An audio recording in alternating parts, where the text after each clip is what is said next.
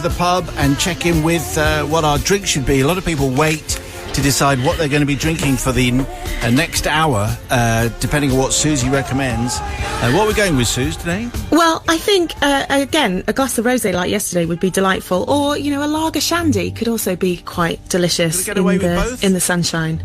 Yeah, why not? Okay. A glass of rosé and a lager shandy chaser. How's that? Okay. Wow. Also, a glass of water or milk is also fine. That's also true. Okay, so here's today's story, and it comes from Scrooge Mcduck. Oh. Thank you, Scrooge. There you go. That's very not nice. you. Thank you very much, Candy. I think you've been on once. So Scrooge Mcduck says, Matt, I wish you'd concentrate. Yeah. Simon Man Susie is in the pub. I hope you're all well. I'm writing this confession today, not so much to get it off my chest, but just because I think it's so great, it should be shared with the nation. Ugh. A warning sign in the opening flurry. Yeah. We purchased our house about 25 years ago, and right from the start, little things kept happening. Strange things. Indeed, stranger things. Oh. We weren't playing Dungeons and Dragons or having visits from the upside down or anything, but doors would open by themselves. Things would go missing and then reappear. Teddy bears were thrown across the room. Plants would die too soon. The oven switched itself on and off, that sort of thing. It was all quite spooky. It doesn't matter if you believe in spirits or not, it sets the scene for this story and where it all began. Having come to peace that we appeared to share our house with a young spirit called Mary, seems a bit random, we lived our lives occasionally asking Mary where our keys were, or the TV remote if we couldn't find it. My wife was always a little scared to be on her own in the house, but inevitably from time to time this would happen. But Mary was a harmless ghost, it seems, just with a tendency to throw teddy bears and turn the oven on and off, that kind of thing. Now, one particular evening I taught karate to a lovely group of adults and children in a school hall about 5 miles from our home. My children would come with me for their weekly lesson, and my wife would be at home alone. She always sat on the settee next to her PC with the screen facing her.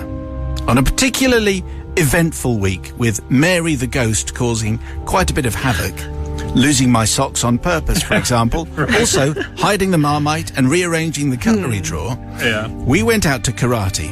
My wife was nervous, but just about okay. Well, on the way back at around 9 p.m, I pulled the car over to the side of the road and opened an app on my brand new and rather swanky smartphone. The app was called TeamViewer. Now, TeamViewer is a program that allows you to connect to your PC remotely from, say, a mobile phone 5 miles away in a lay-by. I opened Word on the laptop and made the font 48. This is plenty big enough for my wife to see in the corner of her eye while she was watching television, and I typed, "Debbie, I am watching you." Oh, what? I didn't have to wait long. Within seconds, my mobile started to ring. I couldn't really understand what she was saying as she was shouting, and she was very muffled.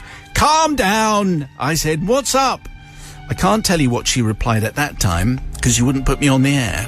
Anyway, I said that I was coming. "Just wait there," I told her. "Everything will be fine," whilst I was actually still typing on my phone/PC, "I am coming for you."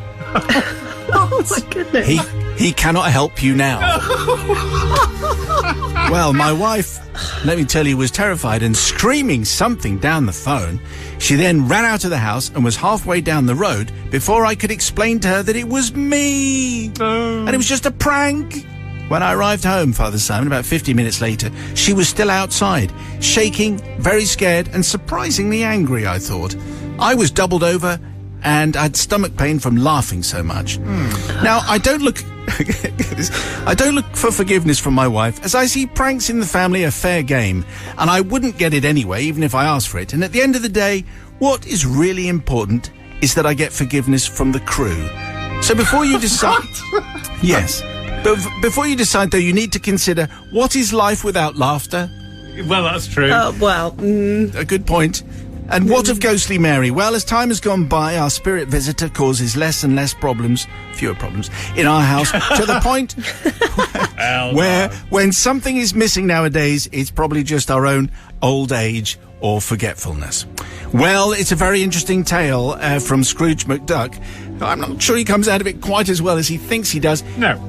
Sister Susie in the Saloon Bar. Well, I can't tell you how many things I find wrong with this, Scrooge McDuck. I'm sorry. First of all, your houseplant's dying and your oven turning on and off. Maybe you were just forgetful that you didn't water them, or that you forgot that you left it on in the first place. However, life without laughter, that wasn't laughter. That was terrified. I can't believe your wife. I'd be down the road with her and I would say some certain words to you that I can't say right now, but Yes. just not forgiven. I just can't believe it. Just terrible. Not funny at all. That was mean. Yes. Not forgiving him. If you lose the Marmite, it's probably because you just put it over Yeah. there as Yeah. opposed to being over there. Anyway, Yeah, maybe someone didn't like Marmite in the family and they kept hiding it at the back of the cupboard. Maybe that's it. I think I know what Yeah, I Brother mean, Matthew's going to say it's, here. Off you you know, go. a couple of questions. I mean, what if plants dying early is a sign of the paranormal? You want to try my garden? Goodness me, it's right in a vortex there.